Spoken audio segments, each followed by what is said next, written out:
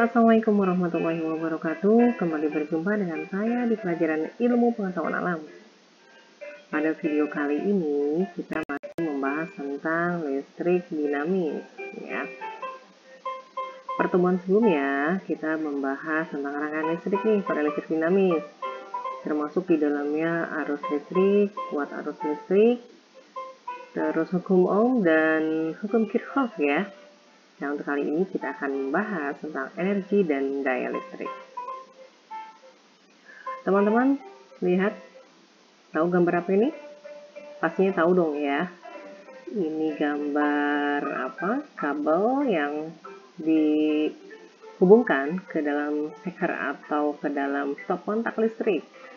Yang fungsinya tentunya untuk mengaliri arus listrik. Ya, di sini ya. Nah, arus listrik bisa mengalir karena adanya beda potensial. Ya, karena adanya beda potensial atau kita sebut dengan tegangan listrik. Nah, beda potensial ini mengalirkan potensial listrik yang tinggi ke potensial listrik yang rendah ya. Kita sudah bahas pada pelajaran sebelumnya. Untuk mengalirkan arus listrik ini pastinya butuh energi, ya butuh kekuatan nih, butuh sebuah usaha, sebuah tarikan atau sebuah dorongan, ya, yang kita kenal dengan nama energi atau usaha. Energi listrik. Energi listrik merupakan energi yang dapat bersumber dari muatan listrik yang menimbulkan sebuah medan arus listrik statis atau pergerakan sebuah elektron untuk menghantarkan sebuah arus listrik pada sebuah zat dari satu titik ke titik yang lainnya. Ya. Energi listrik sehari-hari pastinya kita pergunakan, kita butuh ya. Untuk apa saja? Untuk penerangan, untuk sumber energi ya. Kalau kita di rumah pastinya nih punya kendaraan bermotor. Nah, itu butuh sumber energinya. Contohnya adalah aki. Penghasil panas, penghasil gerak, penghasil suara, sarana olahraga, dan sarana kesehatan. Oke, kita mau lihat nih perubahan bentuk energi itu seperti apa sih dan pemakaiannya bagaimana gitu ya. Contoh pemakaian energi itu apa?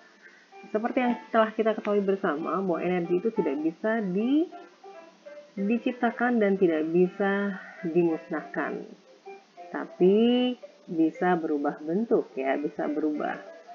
Nah, contohnya adalah energi listrik yang berubah menjadi energi panas. Peralatannya yang sehari-hari kita gunakan, magic chair, magic comb, setrika listrik ya. Energi listrik berubah menjadi energi gerak. Contohnya adalah kipas angin, motor listrik ya, atau dinamo ya.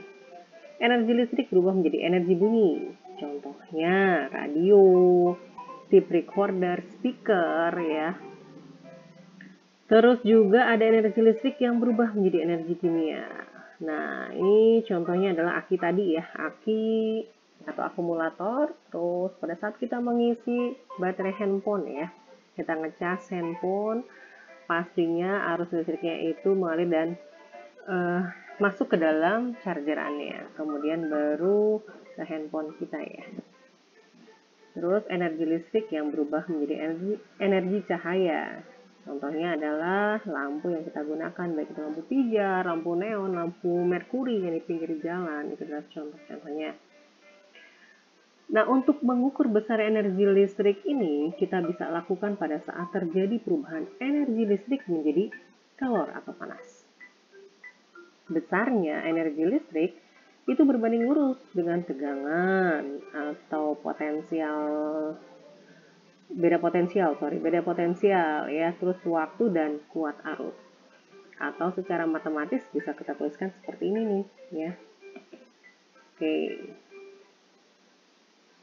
Ini dia. Ini untuk W di sini, W dari kata work pastinya ya, itu usaha atau energi. Dia setara dengan perkalian dari tegangan, arus, dan waktu. Ya. Nah, untuk W itu merupakan energi listrik, adalah energi listrik di sini dengan ya, dengan satuannya adalah joule. Terus V ini adalah tegangan atau beda potensial, Bpot ya, satuannya adalah volt. I ini untuk watt arus, satuannya ampere, dan T untuk waktu, satuannya sekon. Di sini ada R, hambatan. Kok bisa ya? Nah, kita lihat ya, diingat-ingat rumus dari hukum Ohm. V sama dengan I dikali R. Nah, kita bisa ubah nih V-nya ini ya. Kita ubah menjadi I dikali R. Nah, kita ganti ini. Ganti menjadi I R I T. Irit. Wah, irit ya. Atau karena I-nya 2 ini, bisa kita kuadratkan seperti ini. Ataupun bisa juga kita ganti nih kalau ada soal yang tidak diketahui kuat arusnya. Nah, kita bisa ganti dengan ini. I sama dengan, berarti apa? V per R. Nah, seperti ini ya. Karena V-nya ada 2 nih, V-nya ada 2, berarti bisa kita kuadratkan. Ini T ya, seperti itu. Tergantung soalnya. Nah, sekarang kita mau lihat nih, contoh soalnya seperti apa. Sebuah peralatan listrik dipasang pada tegangan listrik sebesar 12 volt. Dan arus yang mengalir adalah sebesar 750 mA. Hitunglah besarnya energi listrik yang dibutuhkan dalam waktu 1 menit. Oke, diketahui. Oke, ini lihat, ada volt. Berarti V ya, tegangan. Terus, arus yang mengalir, miliampere. 1 miliampere, oke. 1 ampere sama dengan 1000 miliampere. Berarti kalau 1 miliampere sama dengan 0,001 ya. Ini berarti kita ubah. 1, 2, 3. Berarti 0,75 ampere. Untuk waktu kita ubah menjadi detik atau sekon. Oke, langsung kita masukkan. W sama dengan V kali I kali T. Ya, hasilnya adalah 540 joule. Oke, paham ya? Mudah. Insya Allah. Kalau kita sudah tahu nih tentang energi listrik, pastinya kita akan berbicara juga tentang daya listrik. Nah, daya listrik ini merupakan energi listrik ya yang dibutuhkan atau diperlukan untuk mengalirkan listrik dalam penghantar untuk setiap waktunya. Ini apa? Energi listrik, energi listrik berarti W ya. Dalam setiap waktu kita sudah tahu. Nah, secara matematis bisa kita tuliskan seperti ini. Energi listrik. Daya listrik maksud saya. Daya listrik ya. Atau P di sini dari kata power. Nah, P itu adalah daya listrik, satuannya adalah watt. Terus untuk energi listrik satuannya joule ya, terus untuk I arus listrik ampere, dan T waktu adalah sekon. Nah, teman-teman kita lihat W ini tadi kan kita sudah ketahui ya bahwa W sama dengan W sama dengan V dikali I dikali T. Ya, rumus energi listrik. Ini bisa kita ganti tergantung soalnya ya. Terus rumus V sama dengan, berarti ini ya, VIT per T. Karena T-nya sama bisa kita coret. Hasilnya adalah V dikali I. Ya, seperti ini. Tergantung dari soalnya. Oke, kita lihat contoh soal untuk daya listrik. Sebuah peralatan listrik rumah tangga tertulis 220 volt per 300 watt. Kalau ada alat elektronik di rumah kita yang bertuliskan begini, berarti bahwa alat elektronik tersebut memiliki tegangan atau beda potensialnya 220 volt ya. Dan daya yang akan terpakai nanti adalah 300 watt. Dipakai selama 5 menit. Maka hitunglah besar kuat arus listrik dan besarnya energi. Berarti ada 2 ya. 1 arus, kedua adalah energinya. Kita lihat 1. Ya, untuk mengetahui kuat arusnya, yang diketahui adalah tadi adalah V, beda potensialnya, terus dayanya dan waktunya. Waktunya kita ubah menjadi detik atau sekon. Langsung kita masuk. P sama dengan V dikali I. Tapi di sini yang ditanyakan adalah I. Tinggal kita balik. Lihat. Ingat ya, segitiga seperti ini. V dikali I. Kalau yang ditanyakan P, berarti V dikali I. Kalau yang ditanyakan I, berarti P dibagi apa? V ya. Oke. Hasilnya adalah 1,36 ampere. Oke ya. Nah, terus ini baru apa? Kuat arusnya. Yang ditanyakan lagi adalah besarnya energi yang digunakan. Langsung kita masukkan rumus untuk W. VIT. Tapi di sini kita sudah ketahui langsung ya, sudah bisa kita sederhanakan. V dikali ini sama dengan daya. Daya yang tadi kita sudah ketahui hasilnya adalah 300. Nah, langsung kita masukkan aja. 300 dikali 300 sama dengan 90.000 Joule. Kita ubah menjadi kJ. 1 kilojoule ingat sama dengan 1000 Joule. Ya, kita ubah. Jadi 90 kilojoule. Oke, sama ya?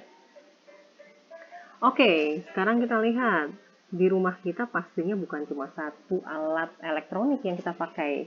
Pasti beberapa. Nah, kita mau lihat nih bagaimana caranya kita menghitung berapa rupiah atau berapa energi yang kita pakai nih di rumah selama ini. Kita konversi juga ke berapa rupiah ya yang harus kita bayarkan.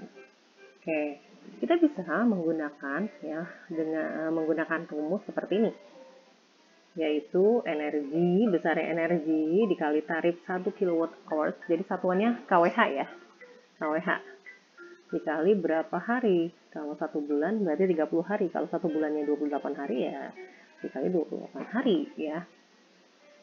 Tarif KWH 1 kWh. Nah, kita berikan contoh seperti ini. Sebuah rumah memakai 5 lampu. Ya, 5 lampu dan masing-masing lampunya sebesar 25 watt. Dinyalakan selama 10 jam. Nah, hitunglah energi yang dipakai dan berapa besarnya pemakaian 1 kWh. Ya, pemakaian selama 1 bulan, 1 kWh-nya ini 200 rupiah. Nah, ini alat ukurnya kWh ya. Pasti kalian tahu ya di rumah kalian. Nah, diketahui dayanya 25 watt. Dalam waktu 10 jam katanya setiap hari dinyalakan. Kita langsung masukkan rumus untuk energi. P-nya ini 25 watt, tapi ingat lampunya ada 5. Kita kali 5 dikali berapa lama dia pakai, 10 jam. Didapatkan hasil 1250 watt hours. Tapi ingat satuannya adalah kWh, kilowatt hours. Kita jadikan kilowatt hours. Nah, terus jika 1 bulannya 30 hari, maka besar energi tinggal kita kalikan 30 sama dengan 37,5 kilowatt hours. Langsung kita konversi. 1 kWh itu katanya 200 rupiah. Terus jadi berapa? 7.500 katanya. Itu kalau 1 kWh-nya 200. Gimana kalau 1 kWh-nya 1.400? Coba bayangkan. Ya, 1 kWh itu 1.400-an ya, kalau nggak salah nih. Ya, kalian coba hitung-hitung di rumah, 1.400. Dan di rumah kalian pastinya bukan hanya 5 lampu. Ada alat elektronik lain, ada televisi, ada AC, ada kulkas, lemari pendingin dan lain sebagainya. Coba bayangkan, kalau satu rumah saja ada beberapa unit alat elektronik, berapa rupiah yang harus kita keluarkan? Berapa energi yang terpakai? Itu baru satu rumah. Gimana kalau itu satu kompleks ada 100 rumah misalkan? Wah, banyak sekali pastinya ya. Ya, untuk itu teman-teman sangat perlu nih kita untuk berupaya selalu melakukan hemat energi. Dengan cara apa? Ini tipsnya ya. Pertama, kita bisa memakai lampu TL yang hemat energi sebagai pengganti dari lampu pijar. Terus sudah terbukti bahwa lampu TL itu lebih hemat energi dibandingkan lampu pijar. Kemudian mematikan listrik yang tidak kita pakai, menggunakan peralatan listrik yang mempunyai daya yang kecil. Ya, seperti itu. Ya, oke. Teman-teman, betapa pentingnya kita menghemat energi ini, menghemat listrik ini. Pertama, masalah biaya tadi ya, menghemat biaya. Kedua, listrik itu digerakkan oleh turbin pembangkit listrik ya.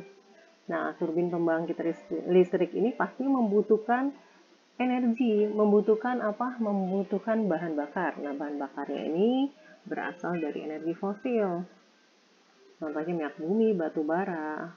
Ketika itu dilakukan pembakaran, hasil pembakarannya, sisa pembakaran itu pastinya akan ke udara dan itu menghasilkan apa? Menghasilkan polusi udara. Yang kedua, bahan bakar fosil ini bersifat non-renewable. Artinya tidak bisa apa? Diperbaharui ya, dan suatu ketika akan habis. Kalau sudah habis, apa yang bisa kita sisakan untuk generasi selanjutnya ya? Oke, yuk kita sama-sama hemat energi ya, mulai sekarang. Hemat listrik. Allah memberi cahaya kepada langit dan bumi. Perumpamaan cahayanya seperti sebuah lubang yang tidak tembus, yang di dalamnya ada pelita besar. Pelita itu di dalam tabung kaca. Dan tabung kaca itu bagikan bintang yang berkilauan, yang dinyalakan dengan minyak dari pohon yang diberkahi, yaitu pohon zaitun, yang tumbuh tidak di timur dan tidak pula di barat. Yang minyaknya saja hampir-hampir menerangi, walaupun tidak disentuh api. Cahaya di atas cahaya berlapis-lapis. Allah memberi petunjuk kepada cahayanya bagi orang yang Dia kehendaki. Dan Allah membuat perumpamaan bagi manusia. Dan Allah Maha mengetahui segala sesuatu. Quran Surat An-Nur ayat 30. That's all, I think it's enough. Sekian. Terima kasih dari saya. Sampai berjumpa kembali di pembelajaran berikutnya. Wassalamualaikum warahmatullahi wabarakatuh.